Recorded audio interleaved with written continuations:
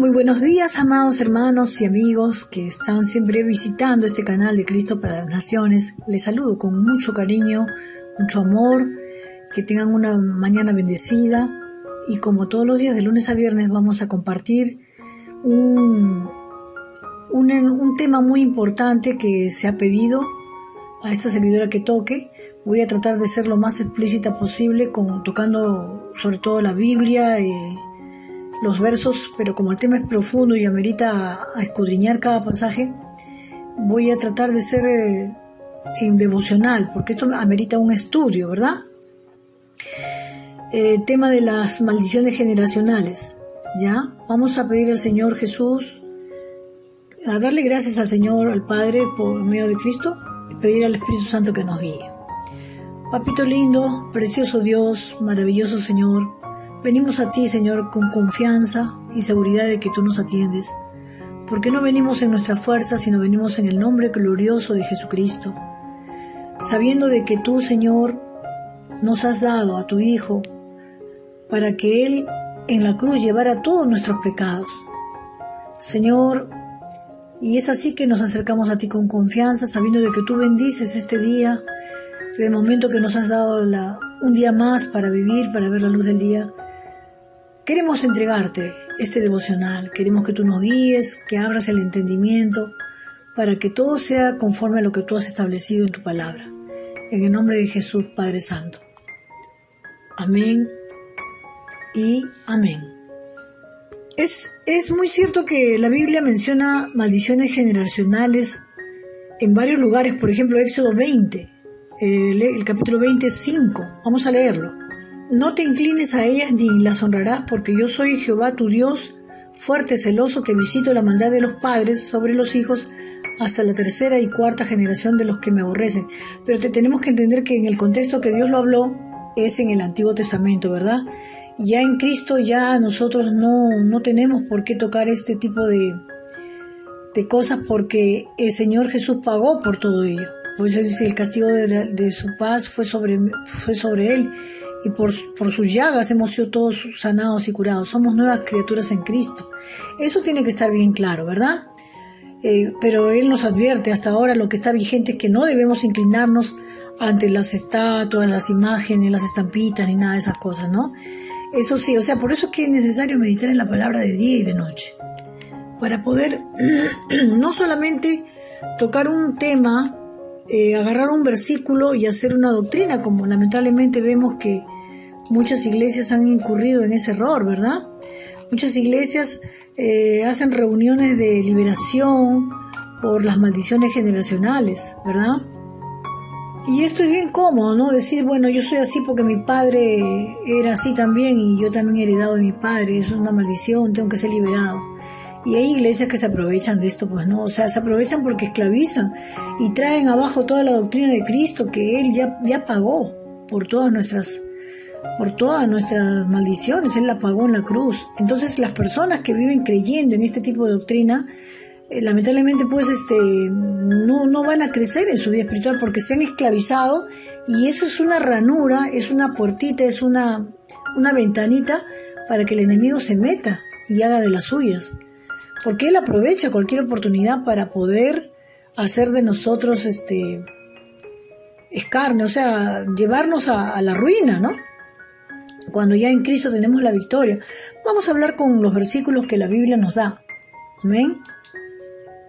Pero antes también ustedes dirán, bueno, hay varios pasajes de la Biblia, pero son el Antiguo Testamento.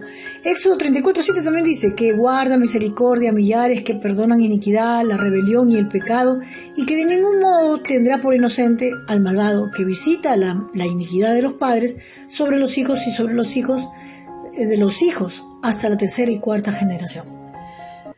Ahora, estos versículos hay muchos en el Antiguo Testamento, Deuteronomio 5:9 también.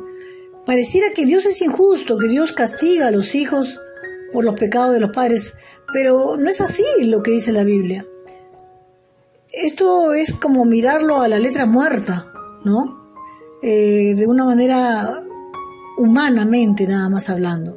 O sea, estamos viendo de una perspectiva muy humana. Dios sabe que los efectos del pecado se transmiten de una generación a la siguiente. Pero esto es cuando no conocen a Cristo. Cuando no conocen a Cristo viven encadenados, porque papá fue así, la hija también va a ser así, tuvo cáncer, también ella va a tener cáncer. Eso no se da en los hijos de Dios. Lamentablemente hay corrientes teológicas que sostienen esto. Pero si nosotros estudiamos sistemáticamente la Biblia, y inclusive estas iglesias les hacen creer a la gente y las esclavizan creyendo que tienen que ser liberadas y que tienen que ser... O sea que Jesús murió, pero no pudo satisfacer no rompió las cadenas de las generacionales tampoco. O sea, no es suficiente Jesús, hay que intervenir, hay que hacer otro rito, vamos a decir... No es así, estamos desvirtuando el poder de Cristo, la sangre que Jesucristo ha derramado. Cuando caemos en esta corriente teológica, estamos haciéndolo a Jesús. ¿Sabes qué, Jesús? Tu sangre no es suficiente. Lo que tú hiciste no es suficiente porque todavía yo sigo esclava de las generaciones, mis generaciones anteriores. Ellos pecaron y a mí me están cobrando. No. La palabra de Dios dice claramente que el alma que pecare, esa morirá. Ahora, no se puede negar que, por ejemplo, si alguien viene de una familia donde todos eran ladrones, sobre todo el papá, vivió de robo, del hurto, y los hijos han crecido en ese ambiente, hay un carácter propenso, hay una facilidad para también que los hijos lo hagan. Pero los hijos van a pagar por su pecado, porque están también incurriendo en el mismo pecado del padre. Pero eso no quiere decir que Dios es injusto. El alma que pecare, esa morirá, dice la palabra. Entonces no podemos decir que nosotros estamos bajo una maldición porque mi padre era adúltero, yo también voy a ser adúltera. No es así. O porque mi padre tenía esta enfermedad, yo también voy a tenerla. Eso no viene de un cristiano que está bien establecido en las Escrituras. Tenemos que... Porque mira, hay una cosa, que cuando tú caes en este pensamiento, te haces esclava y un foco blanco fácil, vulnerable a los dardos del maligno. Es decir, el enemigo juega contigo, como yo, ¿no? Juega contigo porque tú le has creído de que tú todavía no ha pagado Jesús por todos los pecados tuyos. Tú ya no tienes pecado, eres una nueva criatura cuando vienes a Cristo. Ya no vivo yo, dice, ¿no? Ya no vivo yo, sino que Cristo vive en mí. Las cosas viejas pasaron y aquí todas son hechas nuevas. Con Cristo estoy juntamente crucificado y ya no vivo yo más. Vive Cristo en mí. Y lo que ahora vivo en la carne, lo vivo en la fe del Hijo de Dios, el cual me amó y se entregó a sí mismo por mí. Entonces nosotros tenemos que, por eso, no solamente agarrar un versículo y dejarnos engañar, porque por eso tenemos que ver que la Biblia es una unidad y que en Cristo somos nuevas criaturas. Él pagó todo por todos nuestros pecados presentes, pasados y futuros. Ahora, ¿por qué tenemos que pedir perdón? Porque si nosotros vivimos mal, porque estamos todavía en un proceso de santificación, pero en el transcurso vamos a cometer muchos errores, vamos a decir pecados, ¿no? Como es la mentira, como es tan fácil mentir a veces por una cosa insignificante. Hasta a nuestros hijos pequeños les mentimos porque no tenemos la capacidad de decirles la verdad porque creemos que ellos no van a entender. Entonces a veces les mentimos, decimos la cigüeña trae a los bebés, ¿no? Eso es una mentira. Entonces ese tipo de cosas suceden. Todavía estamos bregando con el pecado. Si bien somos salvos, estamos en un proceso de santificación, pero no podemos esclavizarnos con esas doctrinas que dicen que algunos están vienen como consecuencia de su familia que ha pecado, han sido, de repente el papá, el abuelo mató a alguien y él también va a terminar matando a alguien. No es así. Sigamos con el estudio, es decir, con el devocional. Cuando somos, es decir, pagamos consecuencias por nuestro propio pecado, eso está claro, ¿verdad? Pagamos consecuencias no porque yo he heredado, o sea, no podemos echar la culpa a nuestros antepasados. El pecado que yo cometo es porque yo decidí pecar, o no me di cuenta y lo hice, pero pequé. Y tengo que decirle, Señor, perdóname porque he pecado, no porque mi papá lo hizo, mi mamá lo hizo. No, ellos no tienen nada que ver, es tu responsabilidad. tu comportamiento, tú eres el único responsable, no tus antepasados. Lamentablemente, como vuelvo a repetir, se ha metido toda esta filosofía, todas estas doctrinas falsas, porque no están pegadas a la letra, a la palabra de Dios verdaderamente.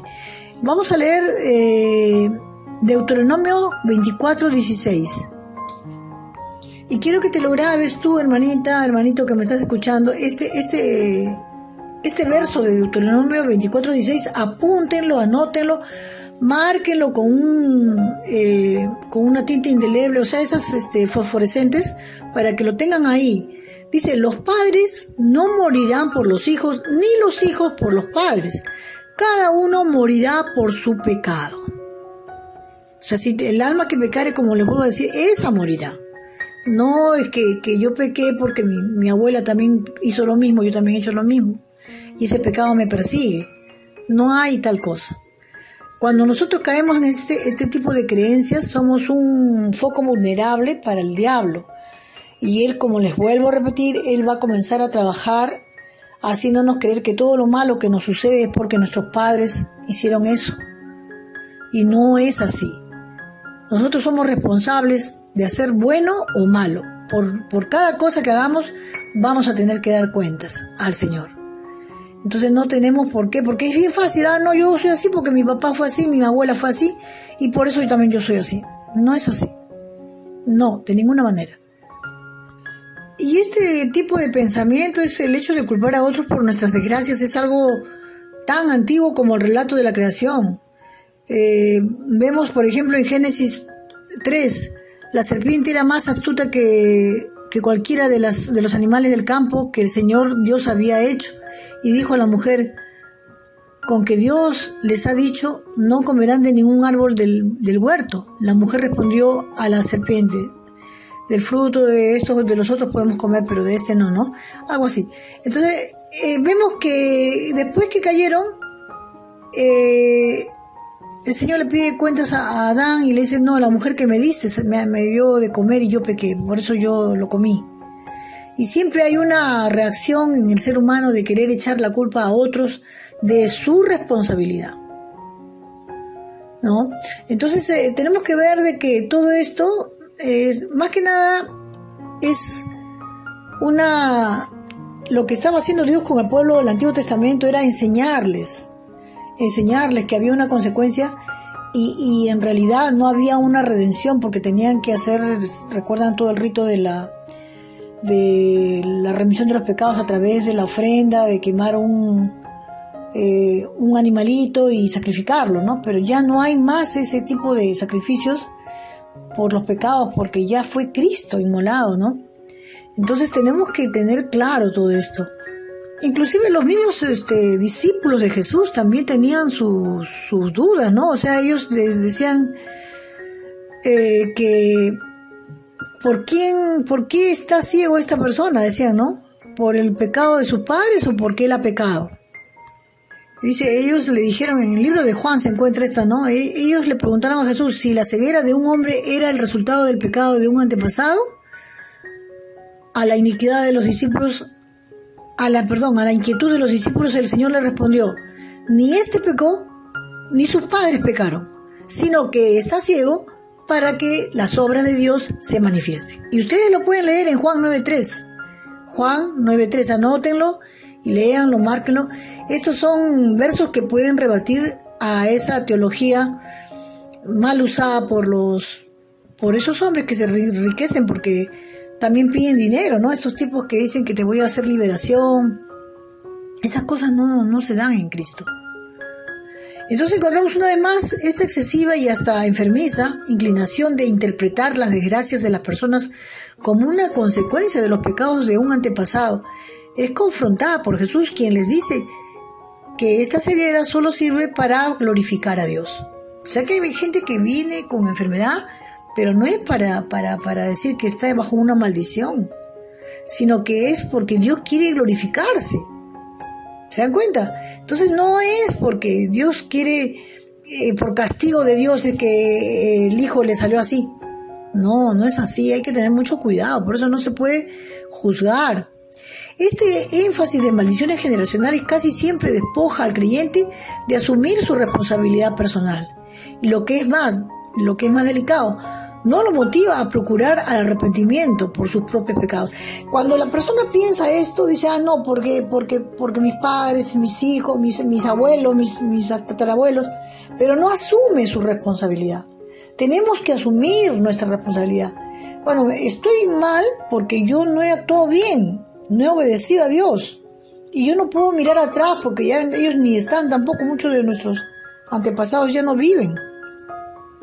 Entonces no puedo, entonces diría pues el Señor, ¿quién se salvaría entonces si todos estaríamos bajo maldición entonces? Porque todos venimos con un contexto que no es agradable, ¿no? No creo que todos somos pecadores arrepentidos, no somos ángeles glorificados. Ojo, eso tenemos que tenerlo claro. Entonces, bajo esas condiciones venimos, dice la Biblia, por cuanto todos pecaron, es decir, éramos pecadores. Desde el momento que estábamos fuera de la voluntad de Dios, no vivíamos con Cristo, estábamos bajo maldición. Dice, estábamos muertos en nuestros delitos y pecados, pero cuando venimos a Cristo, dice, lo hemos recibido al Señor en nuestro corazón, nos hemos arrepentido de nuestros pecados, Él ha venido y nos ha hecho una nueva criatura. Las cosas viejas pasaron y aquí todas son hechas nuevas. Por tanto, en concordancia con la enseñanza bíblica, nosotros debemos concluir que la doctrina de las maldiciones generacionales es teológicamente deficiente. No pueden poner oído a este tipo de cosas. Y en la práctica es mucho más nociva, es mucho más dañina para el creyente y la iglesia en general. Mis amados, yo espero que esto haya quedado claro, que no nos dejemos llevar por esas teologías que están erradas, que entendamos que Efesios nos dice que nosotros, Él les dio vida a ustedes que estaban muertos en sus delitos y pecados, como lo dice Efesios 2:1.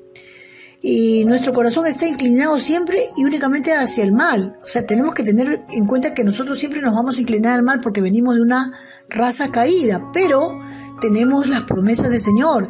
El Señor vio que era mucha maldad, dice en Génesis 6:5, de los hombres en la tierra, y que toda la intención de los pensamientos de su corazón era hacer siempre el mal de continuo, ¿no? Entonces el Señor tuvo un momento en que se arrepintió de haber creado al hombre, pero también vemos que después el Señor nos dio a Jesucristo. Solo la intervención soberana de Dios, los hombres somos regenerados y recibimos un nuevo corazón. En otras palabras, Dios nos hace nacer de nuevo, como lo dice Juan 3:3. Cuando el hombre se arrepiente de sus pecados, abandona sus malos caminos y se vuelve a Cristo en obediencia, está dando la gloriosa evidencia de un nuevo nacimiento. Es por eso que el apóstol Juan decía, ninguno que es nacido de Dios practica el pecado. O sea, no es una práctica para nosotros pecar. Puede ser algo que se nos ha escapado, se nos ha agarrado confundidos, atareados, por eso que no nos debemos afanar por nada, porque en el afán también se cae en el pecado. Ya estar afanado ya es un pecado. Y esa es una puerta para que vengan otros pecados más. Mis amados, yo no quiero alargar esto porque ya estamos pasándonos de la hora del devocional. Que Dios les bendiga, lean la Biblia no solamente el Antiguo Testamento, léanla y compárenla con el Nuevo. ¿Qué fue cómo cambió la historia de Jesús? ¿Cuál fue el impacto que dio al mundo? ¿Verdad? Entonces, la palabra no cambia, pero sí cambia, digamos, la connotación. Ya no estamos en el Antiguo Testamento, estamos ahora bajo la gracia. En el tiempo del Antiguo Testamento venía el Espíritu Santo de manera intermitente, pero ahora el Espíritu Santo está con nosotros hasta el fin, porque Él es el que nos lleva a orar, a estudiar la palabra. Él nos dice, estudia mejor estudia la palabra en lugar de ver ese dibujo que no te edifica en nada, solamente te atrae los colores. Vamos a decir, ¿no? Un ejemplo. Que Dios les bendiga, que tengan un hermoso día, los quiero mucho, Dios los ama mucho más. Alaben al Señor, adórenlo a Él y seamos fieles al Señor. Con esta servidora Lupe Correa será hasta el día de mañana. Todo lo podemos en Cristo que nos fortalece, no se olviden. Chao, chao.